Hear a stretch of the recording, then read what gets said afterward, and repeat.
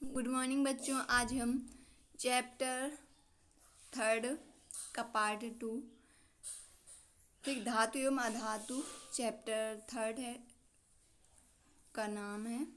ठीक, तो इसी का अध्ययन करेंगे। ठीक, अगली हेडिंग देखेंगे क्या है। ठीक, अगली हेडिंग नहीं है, उसी का थोड़ा सा उदाहरण और है। ठीक, देखेंगे। ठीक है, NaCl का बनना क्या है, कैसे बनेगा देखेंगे। ठीक, सोडियम क्लोरीन के साथ अभिक्रिया करके अपना बाह्यतम इलेक्ट्रॉन क्लोरीन परमाणु को हस्तांतरित कर देता है। ठीक, सोडियम क्या है, क्लोरीन के साथ अभिक्रिया करता है। ठीक, और अपने बाह्यतम इलेक्ट्रॉन, ठीक, बाह्यतम मतलब कि सोडियम का 2 8 और 1 था। ठीक, तो ये आपका एक क्या है, बाह्यतम इलेक्ट्रॉन। ठीक, यहाँ पर कितना इलेक्ट्रॉन आपका है। ठीक, तो ये क्या, इसका बाह्यतम इलेक्ट्रॉन 1 है। ठीक, अष्टक पूर्ण करने के लिए 7 की जरूरत थी। ठीक, तो यहाँ पर इसका बाह्यतम इलेक्ट्रॉन 1 है। ठीक, क्या कह रहा है, क्लोरीन परमाणु को हस्तांतरित कर देता है। इलेक्ट्रॉन त्याग कर सोडियम परमाणु सोडियम आयन Na+T आयन बनाता है। ठीक, और एक इलेक्ट्रॉन ग्रहण कर क्लोरीन परमाणु क्लोराइड आयन बनाता है। ठीक ठीक, क्लोरीन का कितना था, ठीक, 2,8,7। ठीक, क्लोरीन का परमाणु क्रमांक कितना था, 17 था। ठीक, इसमें कितना, इसमें अष्टक पूरा करने के लिए कितना, एक ग्रहण करना था। तो वही कह रहा है कि इलेक्ट्रॉन ग्रहण कर एक क्लोरीन परमाणु क्लोराइड आयन बनाता है। देखें अब इसके बाद क्या मतलब इसकी अभिक्रिया बनी और NaCl का निर्माण कैसे हुआ। ठीक, तो देखेंगे यहाँ पर इलेक्ट्रॉन हस्तांतरण कर रहा है। ठीक है, सोडियम जो है, ठीक, सोडियम एक इलेक्ट्रॉन हस्तांतरण कर रहा है, किसको, क्लोरीन को। ठीक, तो यहाँ पर इसने एक इलेक्ट्रॉन क्लोरीन को हस्तांतरण किया, तो यहाँ पर सोडियम का कितना है, 2,8,1 है। ठीक है, इसके पास 2,8 बचा और ठीक एक इलेक्ट्रॉन इसने क्लोरीन को हस्तांतरण कर दिया, तो इसका ठीक अष्टक पूरा हो गया। तो देखेंगे यहाँ पर जब सोडियम ने एक इलेक्ट्रॉन ठीक क्लोरीन को दिया है, तो इसमें क्या धन आयन हो गया, और क्लोरीन ने लिया है तो क्लोरीन पे क्या हो जाएगा, ऋण आयन हो जाएगा। ठीक, तो ये देखिए यहाँ पर हमने क्या किया, ठीक एरो करके धन आयन, फिर Cl में देखें क्या 2,8,8 हुआ, तो इसमें एक इलेक्ट्रॉन ग्रहण किया, तो यहाँ पर क्या ऋण आयन उत्पन्न हो गया। ठीक, या इसी को हम लिख सकते हैं NaCl। ठीक, तो बस इतना कर लेंगे। इसके बाद देखें, इसके बाद नीचे हम लिख लेंगे, क्या लिखेंगे कि सोडियम पे क्या धन आवेश उत्पन्न हो रहा है, मतलब ठीक, और इसमें क्या क्लोरीन पे ऋण आवेश। तो क्या कर लिखेंगे, विपरीत आवेशों के होने के कारण सोडियम एवं क्लोराइड आयन स्थिर विद्युत आकर्षण बल द्वारा परस्पर बंधकर सोडियम क्लोराइड Na+Cl- या NaCl ठीक बनाते हैं। ठीक, Na धन आयन और Cl ऋण आयन या NaCl बनाते हैं। ठीक है, इसके बाद देखेंगे हेडिंग क्या है। फिर हेडिंग है आयनिक यौगिकों के ठीक गुणधर्म। तो आयनिक यौगिकों के गुणधर्म क्या है। नंबर 1 भौतिक प्रकृति हेडिंग डालेंगे। ठीक, भौतिक प्रकृति क्या कह रही है, कह रही है धन एवं ऋण आयनों के बीच मजबूत आकर्षण बल के कारण आयनिक यौगिक ठोस एवं थोड़े कठोर होते हैं। ये यौगिक सामान्यतः भंगुर होते हैं तथा दाब डालने पर टुकड़ों में टूट जाते हैं। ठीक, फिर इसके बाद गलनांक एवं क्वथनांक है। तो अब क्या कह रहे हैं, आयनिक यौगिकों का गलनांक एवं क्वथनांक बहुत उच्च होता है। फिर देखेंगे अगली हेडिंग, ठीक, इसी की, ठीक, क्या है, घुलनशीलता। तो क्या कह रहा है, विद्युत संयोजक यौगिक सामान्यतः जल में घुलनशील तथा केरोसिन पेट्रोल आदि जैसे विलायकों में अविलेय होते हैं। ठीक, विद्युत संयोजक यौगिक क्या होते हैं, सामान्यतः जल में घुलनशील होते हैं तथा केरोसिन पेट्रोल आदि जैसे विलायकों में अविलेय होते हैं, मतलब एक पेट्रोल और केरोसिन में ये घुलते नहीं हैं। ठीक, इसके बाद देखिए, ठीक है, आघातवर्धता।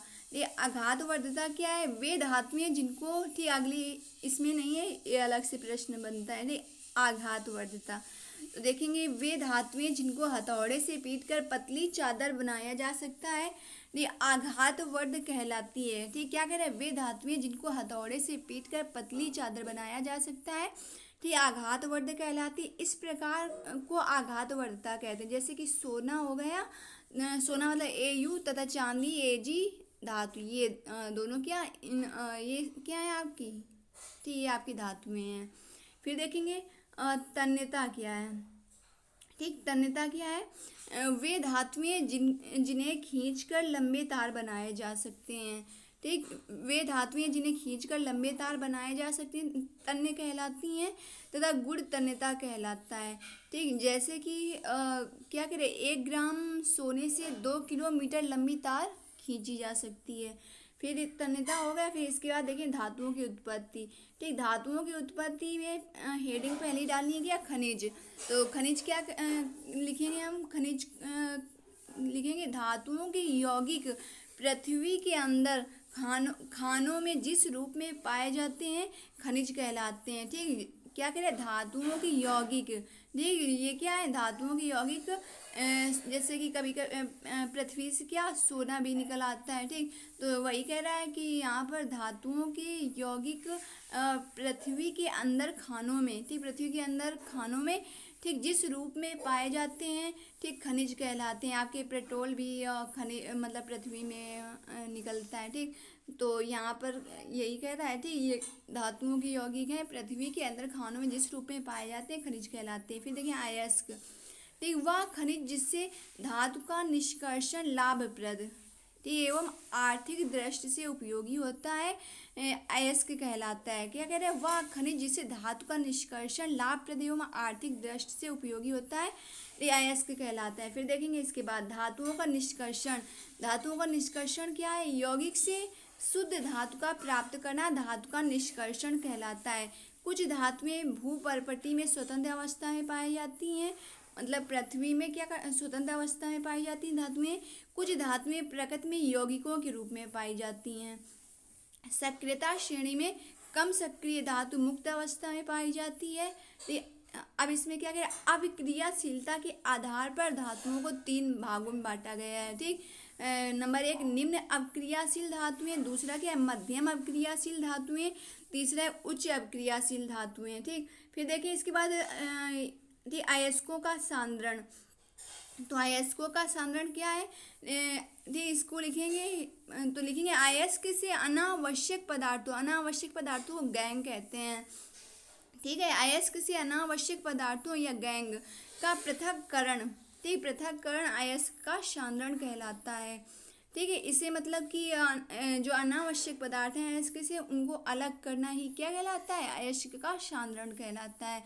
ये अयस्क से गैंग को हटाने के लिए जिन प्रक्रियाओं का उपयोग होता है वे अयस्क तथा गैंग के भौतिक या रासायनिक गुणों पर आधारित होते हैं। ठीक, फिर इसके बाद देखिए कम सक्रिय धातुओं का निष्कर्षण। तो कम सक्रिय धातुओं का निष्कर्षण को हम लिख सकते हैं निम्न अवक्रियाशील। ठीक, तो यहाँ पर इसको क्या लिखेंगे, ये धातुएं बहुत कम अवक्रियाशील होती हैं। इन धातुओं के ऑक्साइड को केवल गर्म करने से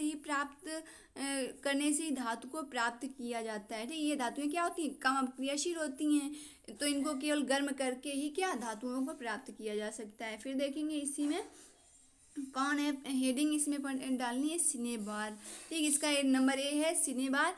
तो सिनेबार का क्या है, HGS। ठीक, तो देखेंगे, ठीक, ये आपका सिनेबार का सूत्र है।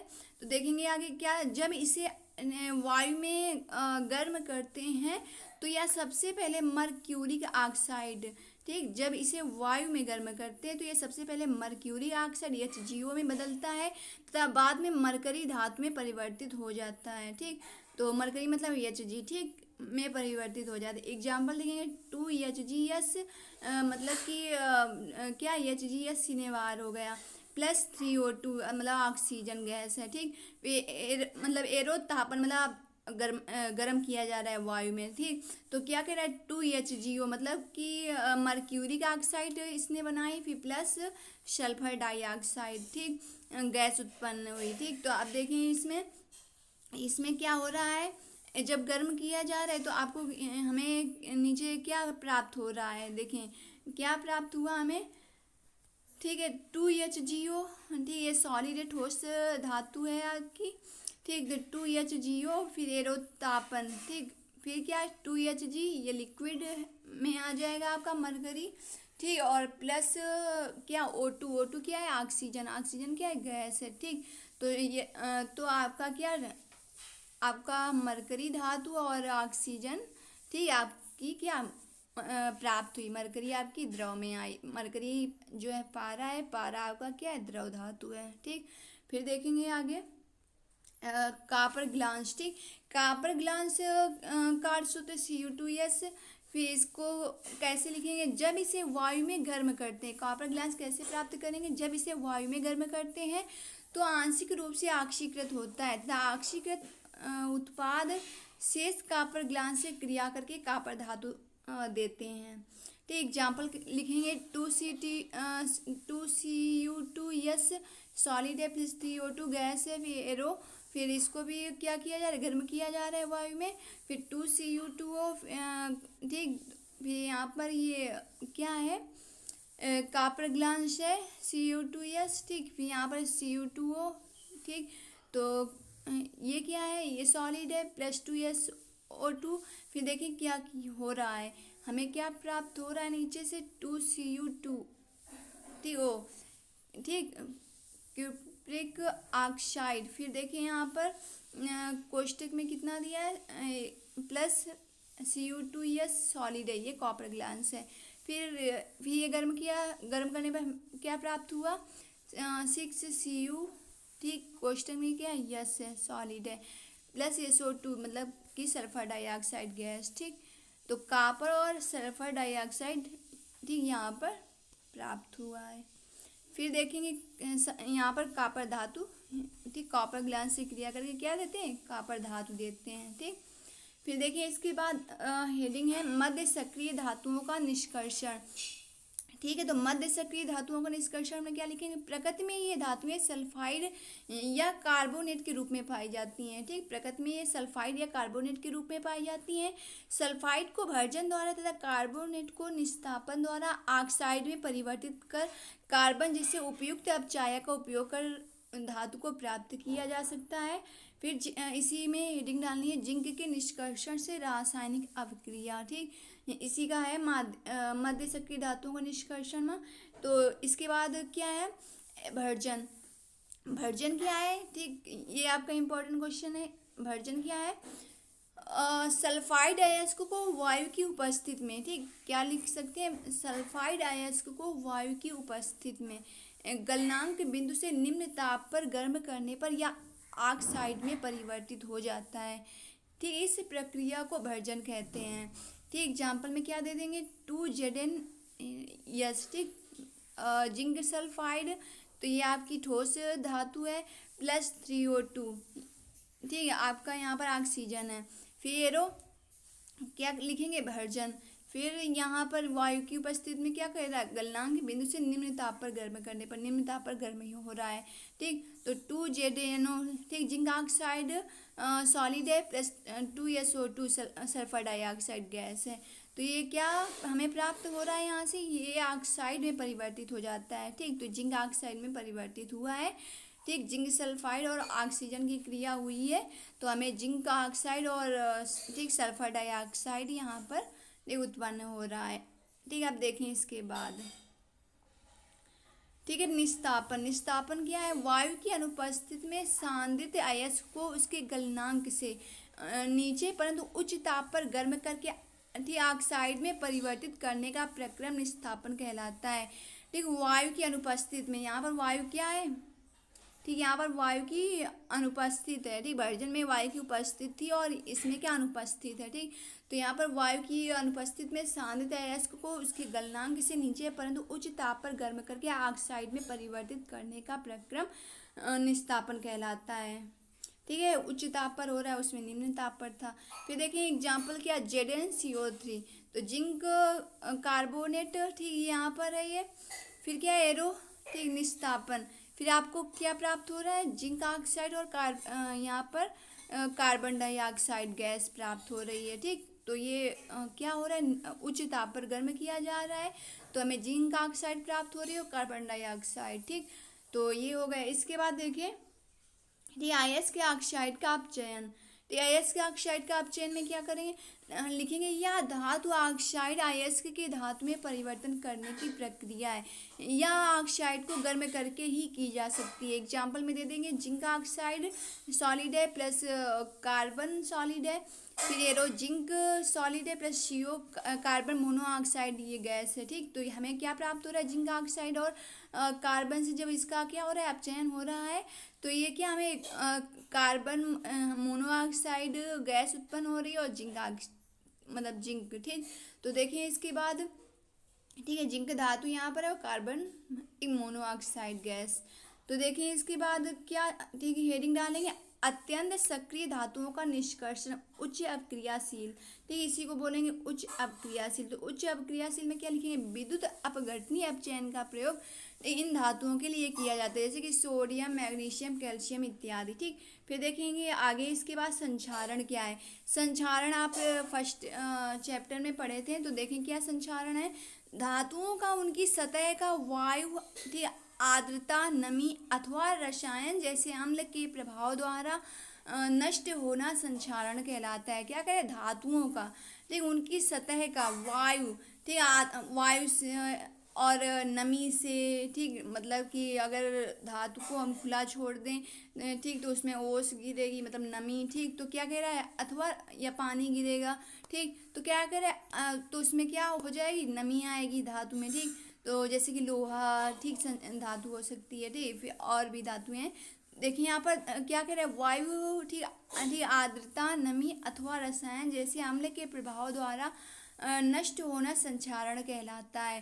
ठीक, नम वायु मतलब कि आर्द्र वायु, ठीक, में खुला छोड़ देने पर अधिकांश धातुएं संक्षारित हो जाती हैं। संक्षारण एक मंद प्रक्रिया है, जो संक्षारण होता है, तो क्या ये मंद प्रक्रिया है। जैसे कि आपको बताएं एग्जाम्पल, तो लोहे में जंग लगना। ठीक, लोहे में जंग लगना, ये क्या होता है, जंग लग जाती है तो लोहा धीरे धीरे धीरे धीरे क्या हो जाता है, पूरा मतलब क्या हो जाता है, मिट जाता है। ठीक, तो लोहा क्या होता है, जंग लगने से क्या हो, थोड़े थोड़े थोड़े में टूटने लगता है। ठीक, इसके बाद देखिए क्या, चांदी का मलिन हो जाना। ठीक, तो चांदी का मलिन हो जाना भी क्या है, संक्षारण है। ठीक, कॉपर की सतह पर हरे रंग की परत का जमना। ठीक, तो ये सब क्या है, संक्षारण के एग्जाम्पल हो गए। फिर देखिए इसके बाद संक्षारण सुरक्षा कैसे करनी है। ठीक, देखेंगे नंबर 1, ठीक, इनकी विधियां हैं, इनसे हम क्या कर सकते हैं, सुरक्षा कर सकते हैं। ठीक, तो देखेंगे सबसे पहले यशद लेपन को बोलते हैं गैल्वनीकरण। गैल्वनीकरण क्या है, आयरन की वस्तुओं के ऊपर जिंक धातु की पतली परत चढ़ाने का प्रक्रम गैल्वनीकरण कहलाता है। जिंक धातु की ये पतली परत लोहे को जंग लगने से बचाती है। ठीक, क्योंकि आर्द्र वायु में खुला छोड़ने पर जिंक धातु संक्षारित नहीं होती है। क्या कह रहे हैं, आयरन की वस्तुओं के ऊपर जिंक धातु की पतली परत चढ़ाने का प्रक्रम गैल्वनीकरण कहलाता है। जिंक धातु की ये पतली परत लोहे को जंग लगने से बचाती है, क्योंकि आर्द्र वायु में खुला छोड़ने पर जिंक धातु संक्षारित नहीं होती है। फिर देखेंगे रंगाई करके। ठीक, रंगाई करके कैसे, धातु की सतह को किसी अम्ल अवरोधक रंग से रंगाई करने पर धातु वायु या किसी विलयन के प्रभाव से बच जाती है। ठीक, रंगाई करके मतलब धातु की सतह को किसी अम्ल अवरोधक रंग से रंगाई करने पर, ठीक, धातु वायु या किसी विलयन के प्रभाव से बच जाती है। ठीक, रंगाई करेंगे तो ये धातु क्या किसी विलयन के प्रभाव से बच जाएगी। ठीक, आप देखिए तीसरा, ठीक, ग्रीस या तेल लगाकर। ठीक, जब ग्रीस या तेल को लोहे की वस्तु की सतह पर लगा देते हैं तो नमी इसके संपर्क में नहीं आ पाती है। ठीक, जिससे लोहा क्या है, जंग से सुरक्षित हो जाता है। एग्जाम्पल में दे देंगे कि लोहे के पुर्जे तथा मशीनों को ग्रीस से क्या करते हैं, ग्रीस से हम पोत देते हैं। ठीक है, अब इसके बाद देखें, ठीक, इसके बाद है उपधातु। देखिए उपधातु क्या है, उपधातु वे तत्व जिनमें धातु तथा अधातु दोनों के गुण पाए जाते हैं उपधातु कहलाते हैं। इसमें धातु और अधातु के दोनों के गुण पाए जाते हैं, इसीलिए इसको क्या कहते हैं, उपधातु कहते हैं। जैसे कि एग्जाम्पल में हम बोल सकते हैं आर्सेनिक AS, ठीक है, एंटीमनी SB, ठीक, तो ये आपकी उपधातु हैं। इसके बाद हम हेडिंग डालेंगे मिश्र धातु। तो मिश्र धातु डाल लिया। आप देखेंगे इसके अंदर दो या दो से अधिक धातुओं अथवा एक धातु व एक अधातु के समांग मिश्रण को मिश्र धातु कहते हैं। ठीक, दो या दो से अधिक धातुओं अथवा एक धातु व एक अधातु के समांग मिश्रण को, मतलब धातु और अधातु का समांग मिश्रण, उसी को क्या कहते हैं? मिश्र धातु कहते हैं। फिर हेडिंग डालें कॉपर की मिश्र धातुएं तथा उनका संगठन एवं उपयोग। ठीक है, तो अब हमें ये लिखना है। ठीक, मिश्र धातु का नाम लिखना है, संगठन लिखना है, उपयोग लिखना है। ठीक है, तो देखिए नंबर 1 पीतल। पीतल में क्या है? संगठन क्या है? कॉपर का 70% है और जिंक कितना पाया जाता है? 30% पाया जाता है। ठीक, पीतल में। ठीक, पीतल में कॉपर 70% और जिंक 30%, इससे मिलकर पीतल बनता है। ठीक, फिर इसमें देखें उपयोग। उपयोग क्या है? बर्तन तथा तार बनाने में। ठीक, पीतल का उपयोग कहाँ होता है? बर्तन तथा तार बनाने में। ठीक, इसके बाद दूसरा गन मेटल। गन मेटल क्या? गन मेटल में 3 चीज़ें पाई जाती हैं। ठीक, कॉपर 88% और आपका ये क्या है? जिंक आपका 2% है। ठीक, एसएन आपका 10% है। ठीक, तो यहाँ पर ये आपका गन मेटल में पाया जाता है और इसका उपयोग बंदूक बनाने में किया जाता है। ठीक, फिर इसके बाद कृत्रिम गोल्ड है। कृत्रिम गोल्ड क्या है? इसमें कॉपर 95% पाया जाता है, एल्युमिनियम 5% पाया जाता है। ठीक, इसका उपयोग गोल्ड का उपयोग, जो कृत्रिम गोल्ड है उसका उपयोग किस में होता है? आभूषण बनाने में होता है। फिर कांसा है। कांसा में क्या? कॉपर 88% और आपका एशियन कितना? 12%। ठीक, तो ये आपका इसका उपयोग किस में किया जाता है? बर्तन तथा मूर्तियाँ बनाने में।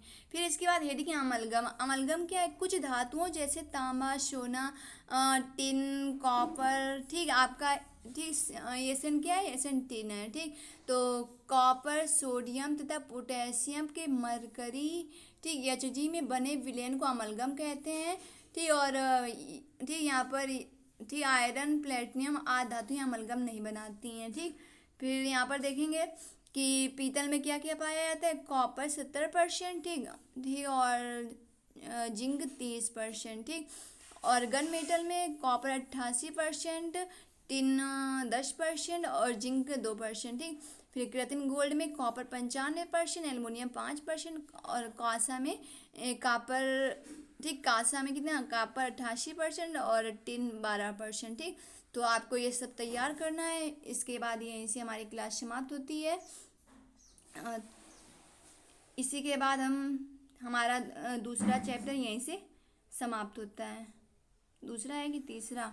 हाँ, यहाँ पर तीसरा आपका चैप्टर ये है। ठीक, तो तीसरा चैप्टर आपका यहीं से समाप्त होता है। फिर हम इसके आगे हम चौथा चैप्टर पढ़ेंगे। ठीक, thanks for watching this video. Thank you class.